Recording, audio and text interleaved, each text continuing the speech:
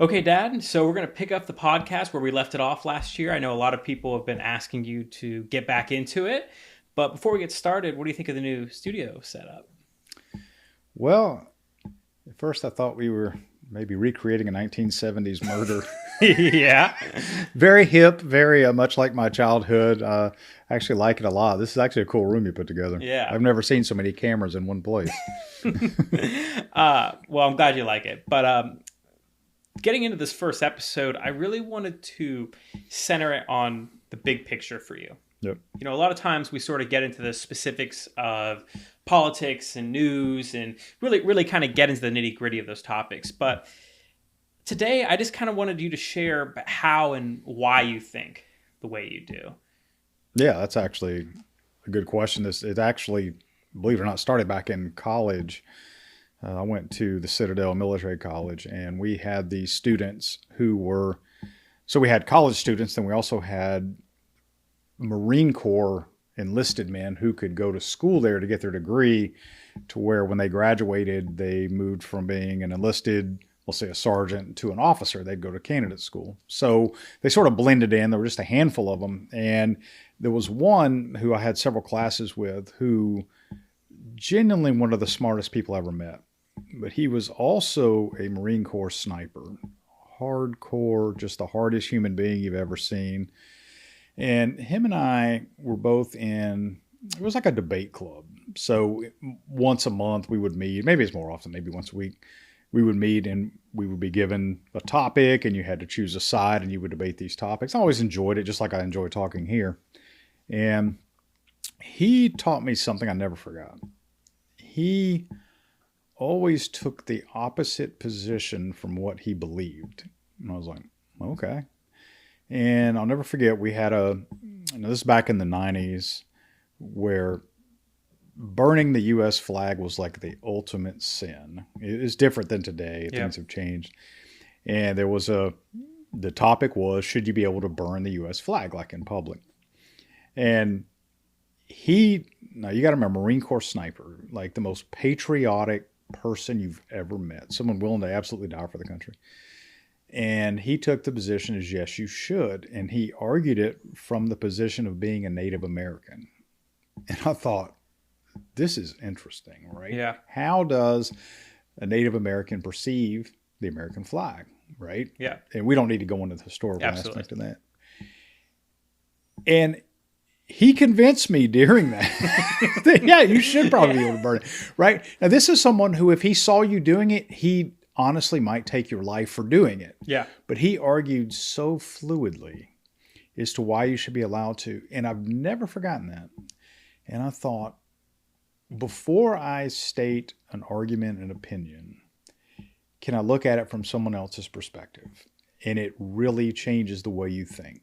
So that's sort of how I got here. Now, on top of that, for the last 25 years, I read 4 to 6 hours a day. I read probably 100 books a year. Yeah, so that kind of puts all my knowledge together. And then I try to look at things from two sides. Yeah, well, I can definitely vouch for the reading. You've been a big reader for a long time. Yeah, it's something I actually love to do. It's my passion. If somebody could just pay me to do it. Yeah, that's all we need. Yeah.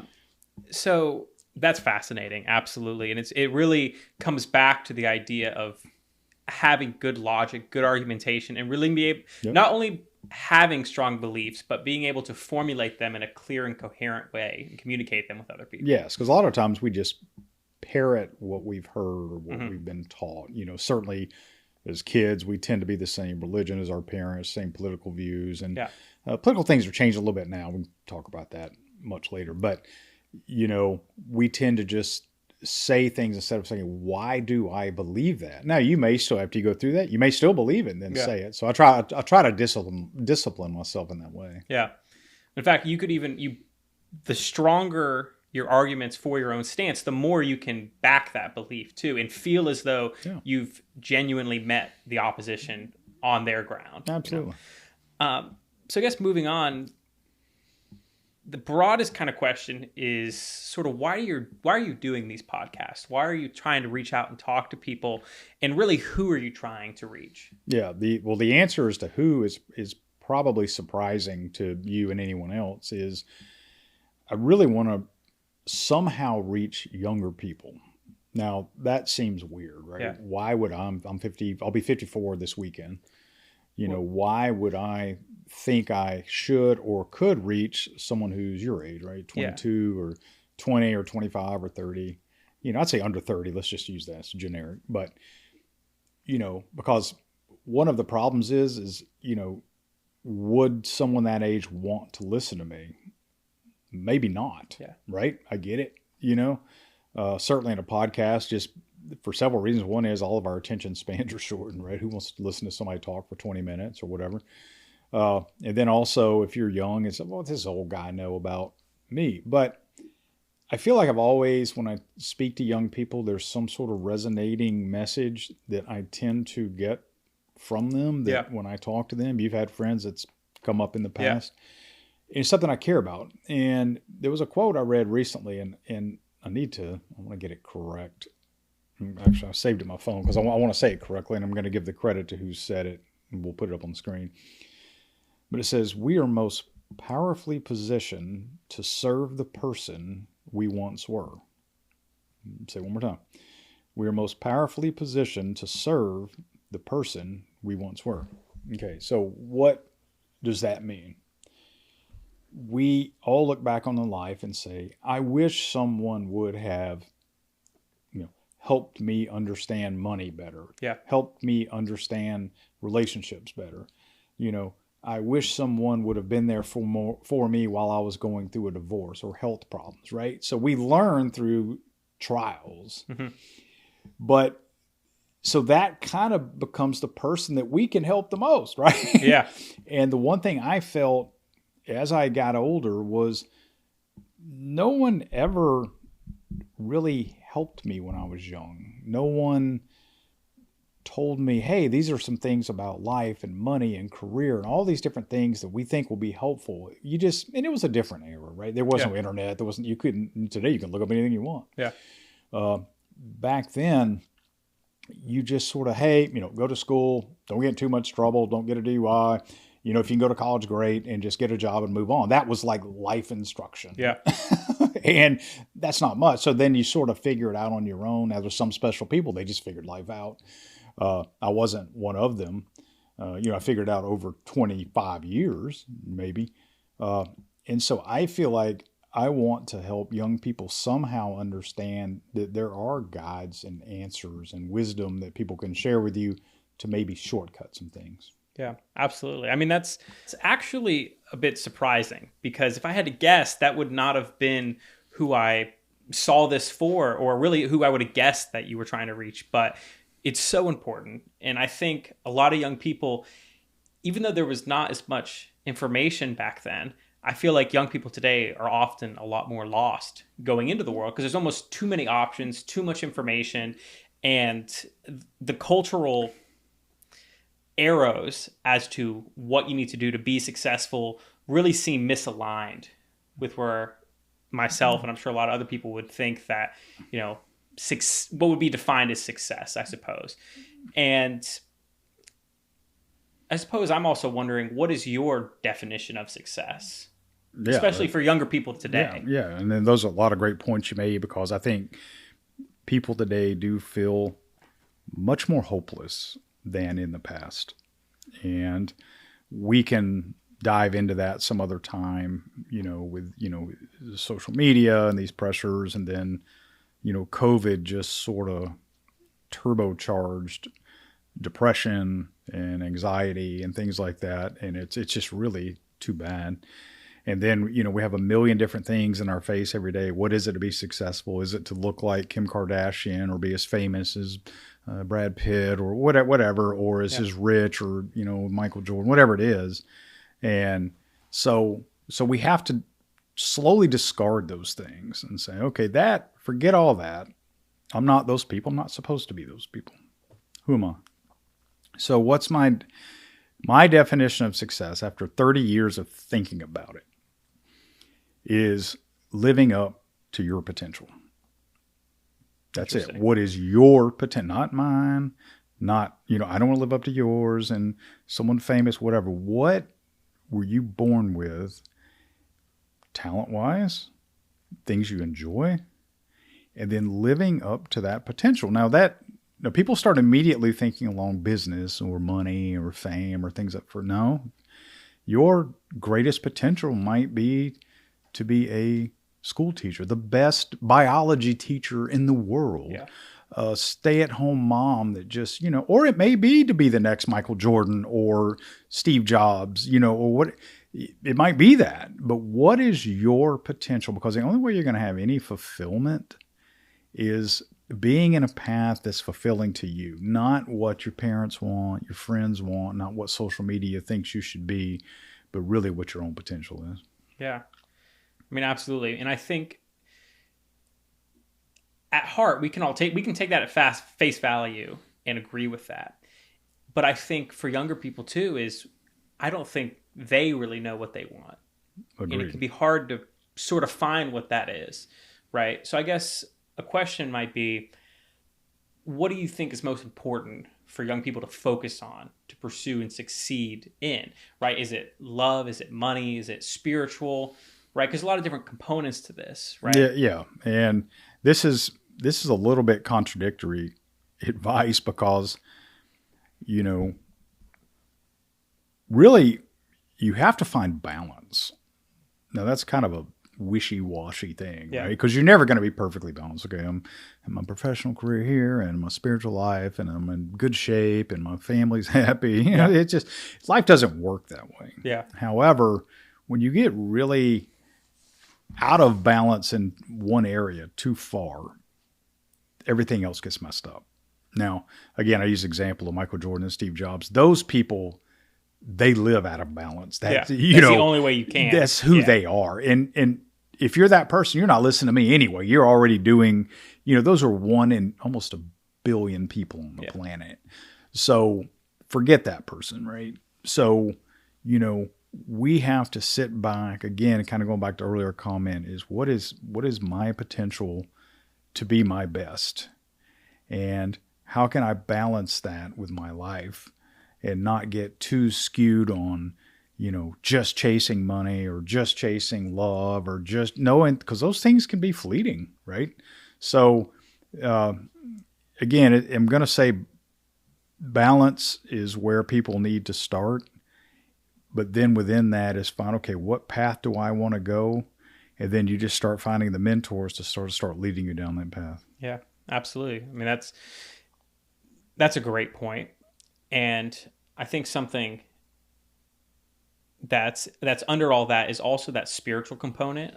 I feel like has really been lost over time. There's no doubt about it. Which again, that's kind of an elusive. It's very loose, especially today, right? I grew up in a Judeo-Christian world, not just my household, but world. Yeah. And that's changed. I think something like a third of all people considering themselves atheist or non-believer. So, then we have such political division that it's like religion. Yeah. It's the new religion. And to me, this is the most problematic aspect of society today, is not being able to have a coherent conversation with people who might not agree with us. Mm-hmm. And this goes back to my arguing, the burning of the flag as a Native American, right? Can we put ourselves in the other person's shoes? We have to. Back in let's just say the 90s, I was first out of college, first an adult, there were, of course, Republicans and Democrats, and people, they disagreed, but it wasn't this almost violent, you voted for Trump, I'll never speak to you as a family member again. Like, what? Or Biden even plug the name in, and that's not good. Yeah. And we're going to talk about this on other episodes because we have got to calm things down here. Yeah. We're out of control. Yeah. It's crazy. Well, obviously, so I went to film school out in California. And so I kind of got to see some of the most extreme versions of that, right? Doubt. In a very heavily politicized industry on a college campus with young people who are all artist types, right? So it sort of attracts a certain breed, right? And there's nothing wrong with that. You need people on the outliers everywhere to sort of, test new ideas and test new things. But the problem is, especially when you have an industry dominated by one type of person, one type of people. And those people are in charge of everything you see on your screens at the movies. It's a big problem. Right. So that's especially that industry has such a responsibility to open up dialogue. And I think it's done a great disservice over the past 20 years, especially. Oh, I mean, you're 100% correct. I mean, that industry, and it's not to pick on that industry, but what, the media and entertainment industry is, they are, 98% extreme left leaning. Yeah. Again, I'm not saying, look, progressives are great. There's ideas that matter there. Yeah. Because we spent, 1,000 years so far to the right that, this is the way these pendulums swing. But, they don't want to give an opposing voice a voice at all. Yeah. And that we have to fix that. I don't, and I don't know exactly how that's going to happen. We're seeing alternative media come up now. And the problem is what we have is the outer bands, the 10% having the loudest voices for their sides. Yeah. You have the 10% on the, let's call it left, 10% on the far right that are just kind of extreme voices. Yeah. Right. Versus the 80% of us who are not that far apart. We might have some differences over, how tax money should be spent or immigration or things, but we're not really having the voice. And it's only these far extreme sides. And these kind of conversations are hopefully what take away the extreme sides. And even if you do really care about an issue, chances are there's nothing you can do about it. You're so far removed from the legislation, the enforcing aspect to whatever kind of policy you even might agree with heavily. You're so far removed from that it's almost impossible to have an impact on that issue. Well, and the reason for the popularity of Donald Trump was a populist movement, right? He made people feel, or still does, that they have a voice. You know, now, do you really have a voice? I don't know about that, but he makes you feel that way, right? And this is not the first populist movement in this country, and it's happening across Europe right now. It just happened in Argentina, to where, hey, the little guy, right? He's got a voice, and it's funny because that used to be the Democratic platform was helping the little guy, right? Well, that's changed different ways, and now that's sort of the Republican voice, and Donald Trump filled that void. And there's some things that aren't great about it, the way it's handled. There's some things that are that's not stopping that populist movement. Yeah, because what people have come to find out is their government does not care about them. They will send you to war to die. They will do anything they can. And that's just the way it is. And you can live with your head under a rock all you want. Yeah. And that's both parties. I mean, let's not kid ourselves. Yeah. I mean, that's just a joke. Yeah. And so right now, because social media does give sort of everyone a voice, and some of those people shouldn't have one. Yeah. Is the reality to that. So anyway, we're really arcing here into what's this story going to play out like. And of course, it's an election year, and there's some incredibly wild things that could happen. Absolutely. Well, speaking of social media giving some of us a voice, you actually had a post go a little viral last week. It had 40,000 views, likes, comments all over Twitter. We're going to put it up on the screen now. So this is the original post, and then this is your reply to that. Well, that's pretty cool. What are some of your thoughts on that? So, you never know what's going to happen. It was just a random. So a friend of mine who I met on Twitter, it's just sort of fun to even say that I met someone on Twitter. Yeah. And he happened to live in the same town, and he goes by the name SMB Attorney as his name on Twitter. And he can share his own real name if he wants. And he has 100,000 followers. He's just a great guy who I consider a friend now. Yeah.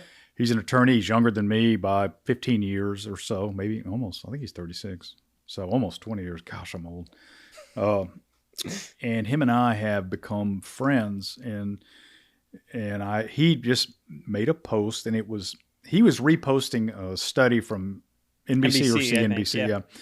Basically, it was a family. They made $500,000 a year. So when they broke down how they live their life, and they contribute to 401ks, they pay this much in taxes. Their kids go to a nice daycare, and they have a couple luxury cars. They take vacations, right? And it just breaks down, and they have student loans they're paying off. And after making $500,000 a year, there's really not that much left over, right? And these people said, we feel average, right? Well, that's just, of course, gets people riled up, right? Because if you're making $50,000 a year and you hear someone making 500 saying they're barely average, getting by, it's offensive, right? Yeah. Now, I've been on both sides of that, and I understand the feeling of both sides of that.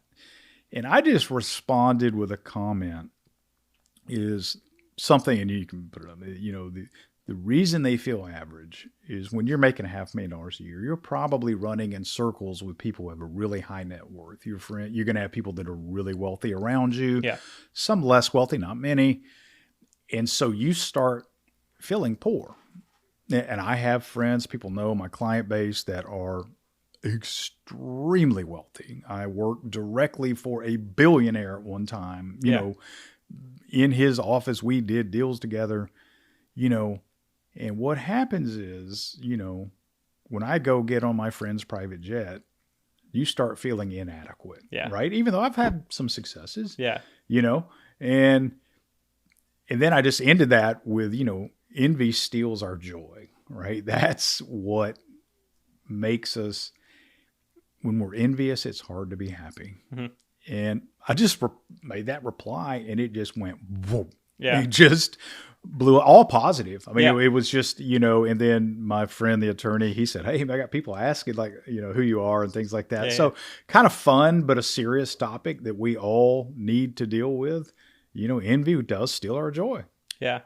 Absolutely. You're feeling hot when you get your new Tesla. You're like, oh, this is cool. And all of a sudden your buddy comes rolling it up in the Lamborghini. Yeah. You're like, oh. And I have that all the time. I just had a friend buy $1 million Lamborghini, and, and it just, again, there's so many levels to wealth. And there's no, okay, so we can go to Elon Musk and work our way backwards. Okay. Maybe he doesn't have anyone to envy, but he probably envies Bezos in a way because, whatever. And they, but I'm telling you, when you have your first, you think, okay, when I just have $100,000, I'll be happy because you feel a little secure, right?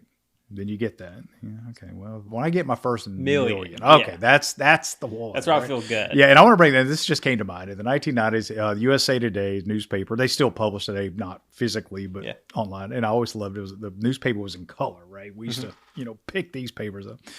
There was this article I read in probably 1995 or 6, right around there, because I remember where I worked. That's why I remember it.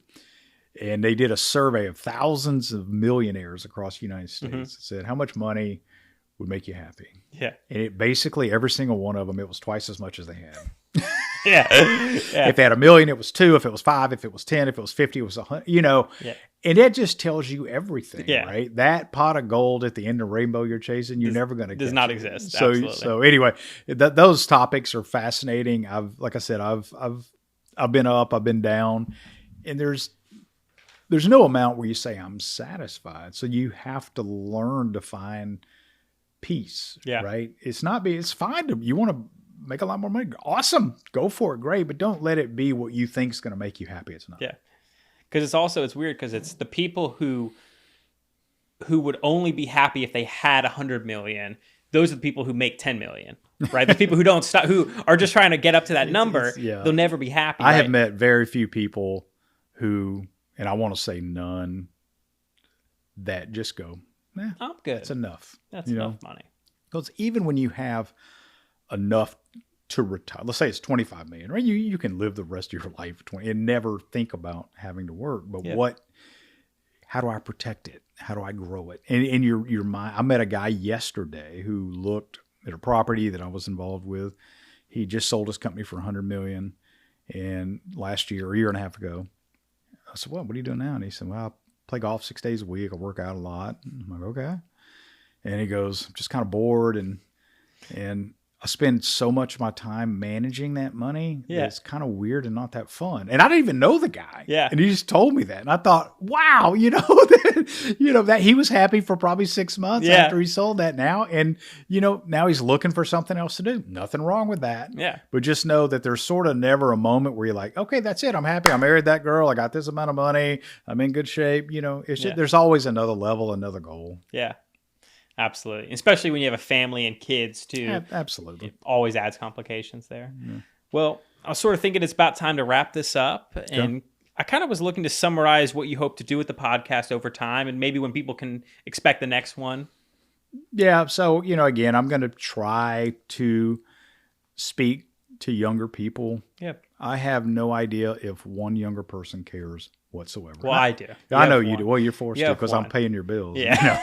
Well, not anymore as much. But sometimes you feel like you were kind of born to do something, but you feel like that, hey, I have some small gift that I can give to the world. Yeah. And, if one person's affected positively by it, great. But I want to go through and we're going to break down, young person, where are you? How do you feel right now? Because you got to do a self-evaluation because we want to blame others. We want to blame our parents, our teachers, our religion, our colleges, whatever. Well, just get over it because that's in the past. And we all have to just, and say, okay, where am I? Where do I really want to go? Mm-hmm. And then you start laying out a formula to try your best to start going in that direction. It may happen faster than you thought, it may happen slower, but you have to be making progress. And you can't just ignore, oh, I don't care about politics. I don't care about the economy. Too bad. You live in that world. So you have to care to some degree to participate in the system and also make decisions within that system. They're going to help you accomplish those goals. Absolutely. Well, I think that's some great things to look forward to from here. I appreciate you talking to me today, and hopefully we'll get back to it soon. Yeah, we're going to do it. We'll be back in the studio. All right. Awesome. Thank you.